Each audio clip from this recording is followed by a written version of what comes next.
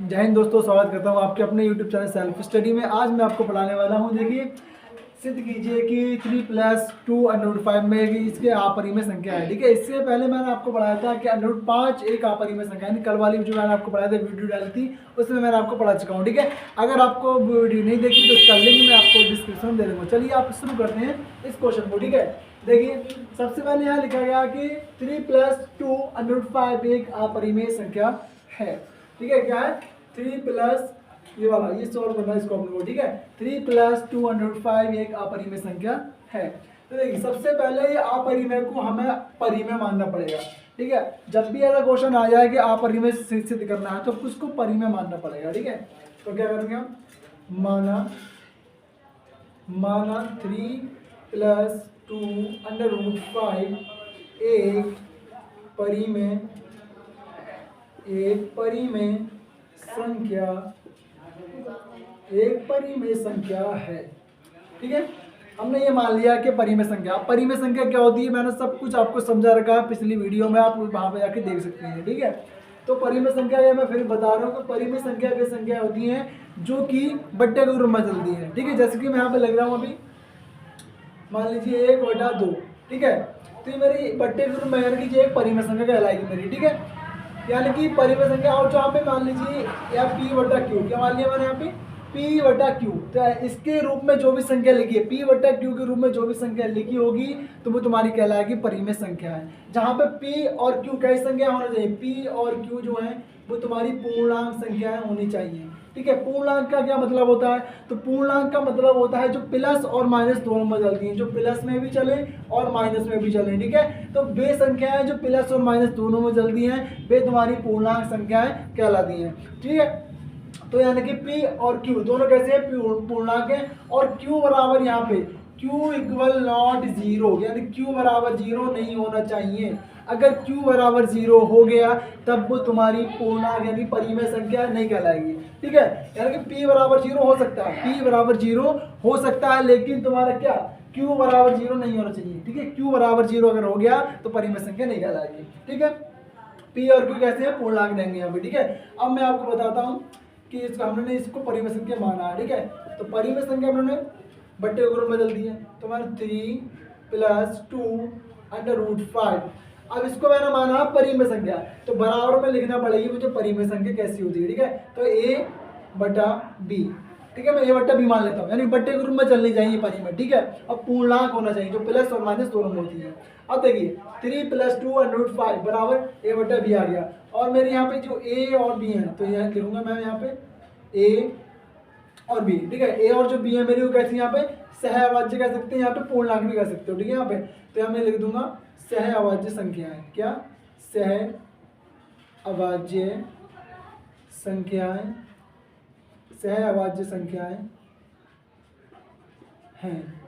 ठीक है, सहअभाज्य संख्याएं हैं। ठीक है, सहअभाज्य संख्याएं हैं। और जहाँ पे B बराबर यानी कि B मैंने B/T में दिया ना, ये Q की जगह पे दिया, मैंने अभी आपको समझाया, तो Q की जगह पे B रख दिया। B इक्वल नॉट 0, यानी कि B बराबर में 0 नहीं होता, यानी बट्टे में अगर 0 है किसी भी नंबर के तो वो परिमेय संख्या नहीं है।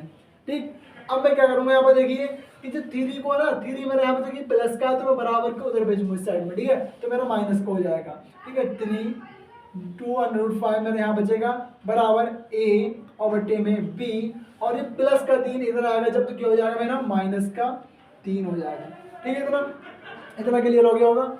अब देखिए जिसके नीचे कुछ भी नहीं होता है तो उसके नीचे आपको पता ही है कि 1 होता है। ठीक है, तो सबका मालिक यहाँ पे 1 है, वैसे भी यहाँ पे क्या है 1 है। ठीक है, अब दोनों का मैं एलसीएम लूंगा तो B एकम मेरा यहाँ पे B हो जाएगा, तो मैं यहाँ लिखता हूँ 2√5 इक्वल मैं A, पहले मैं एलसीएम लेता हूँ। ठीक है, इसका तो B बराबर बट्टे में B एकम B। ठीक है, इतना। उसके बाद 1 की गुणा A में करूंगा तो A रहेगा, और B की गुणा करूंगा मैं 3 में। ठीक है, तो प्लस का B है माइनस का 3 है, तो यहाँ माइनस का आ जाएगा मेरा 3B। ठीक है, इतना। उसके बाद ये जो मेरा 2 यहाँ बचा हुआ आपको दिख रहा है 2√5, तो 2 इसमें गुणा में है, तो 2 को मैं गुणा वाली चीज बराबर के जाती है कहाँ पे? बट्टे में। कहाँ जाती है? बट्टे में। ठीक है, तो यहाँ पे √5 बराबर A-3B, और बट्टे में आ जाएगा तुम्हारा 2B। कितना आ जाएगा? इतना 2B आ जाएगा। ठीक है, अब देखिए यार, आपको वीडियो अच्छी लग रही है तो हमारी वीडियो को लाइक भी करते हैं, चैनल को सब्सक्राइब भी करें, ठीक है। अब देखिए यहाँ पे क्या लिखा मैंने 2/5 लिख दिया बराबर a-3b बटे में 2 भी आ गया। अब देखिए इतना ही बस करना है इसको, उसके बाद इसमें जो भी काम होगा लिखने वाला सारा काम है। कैसे, देखिए अब यहाँ पे हमें दिख रहा है कि a b जो है यहाँ पे कैसी संख्या मैंने मानी है, सहअभाज्य संख्या मानी है और यानी कि पूर्णांक संख्या भी है। तो यहाँ पे हम लोग को लिखना पड़ेगा क्या कि अतः a भी है, ठीक है, 3b और 2b, a 3b और 2b है जो आगे वो कैसी संख्या है, पूर्णांक है यहाँ पे, ठीक है। कैसे यहाँ पे पूर्णांक है, ठीक है, पूर्णांक संख्याएं हैं, पूर्णांक संख्याएं हैं। क्लियर होगी इनकी बात, पूर्णांक संख्याएं हैं, ठीक है। इसीलिए हम क्या कहेंगे, इसीलिए हमारा जो a-3b बटे में 2b आएगा तो मैं लिखूंगा यहाँ पे a-3b बटे में 2b क्या होगी, मेरी परिमेय संख्या होगी। क्या होगी, मेरी परिमेय संख्या होगी, इसीलिए परिमेय संख्या होगी, परिमेय संख्या है, परिमेय संख्या है। अगर ये परिमेय संख्या है तो इसके बराबर में कौन है, √5 है, ठीक है, √5 भी है, ठीक है। लेकिन एक बात बताइए, हमने पहले से ही मान रखा है कि √5 कैसी संख्या है, एक अपरिमेय संख्या है, ठीक है। लेकिन इसके बराबर में दिया है, पहले हम ये करेंगे, ठीक है, a-3b बटे में 2b ये दिया ना, इसको हमने क्या मान लिया, परिमेय। अब इसके बराबर में ये तो ये भी परिमेय कहलाएगी। तो अगर ये है a-3b बटे में 2b परिमेय संख्या है, तब क्या लिखोगे, तब √5 क्या, तब √5b, तब √5b कैसी संख्या होगी, √5b परिमेय संख्या होगी, परिमेय संख्या होगी, परिमेय संख्या होगी, ठीक है, परिमेय संख्या होगी, परिमेय संख्या होगी, ठीक है। इसके बाद मुझे क्या करना है, देखिए अब यहाँ पे लिखने का काम क्या बचा है कि यहाँ पे मैंने आपको पहले ही समझा रखा है कि किस किस को ये बता, ये बताइए कमेंट करके जरूर बताना है कि √5 किस किस को पता था पहले से ही कि ये अपरिमेय संख्या होती है, ठीक है। इससे पहले वाली जो मैंने वीडियो बनाई है डाली है उसमें मैंने आपको बता रखा है कि √5 एक अपरिमेय संख्या, उसमें सिद्ध करके पूरा बता दिया मैंने, ठीक है। यहाँ पर √5 हमको पता है कि ये √5 जो है अपरिमेय, कैसी है, अपरिमेय। लेकिन यहाँ पे हमने क्या कर दिया है, परिमेय कर दिया है इसको, ठीक है। अब देखिए अगर कोई भी संख्या √ के अंदर लिखी है, मान लीजिए 3 लिखी है तो ये भी अपरिमेय कहलाएगी। अगर 2 लिखी है तो ये भी अपरिमेय कहलाएगी। अगर मैं कह दूंगा कि 7 लिखी तो ये भी अपरिमेय कहलाएगी। अगर मैं कह दूंगा यहाँ पे √4 तो ये अपरिमेय नहीं है, क्योंकि ये किसी का वर्ग होता है, किसका, 2 का वर्ग होता है, 2 का वर्गमूल होता है √4, ठीक है। तो इसलिए 2 में बाहर आ जाएगी और 2 कैसी संख्या है, परिमेय संख्या है। तो यानी कि ये सारी कैसी है, ये सारी अपरिमेय है, लेकिन ये वाली परिमेय है, ठीक है। तो इसको बड़े ध्यान से समझ लेना, ठीक है। अब क्या करेंगे हम, देखिए यहाँ पे क्या लिखना हमको कि परिमेय संख्या है, तो हम क्या देंगे यहाँ पे, अतः हमें यहाँ पे हमें विरोधाभास हो रहा है, ठीक है। लिखेंगे हम यहाँ हमें विरोधाभास हो रहा है, ठीक है। यहाँ हमें विरोधाभास हो रहा है, ठीक है। इस प्रकार अब क्या करेंगे हम, इस प्रकार यह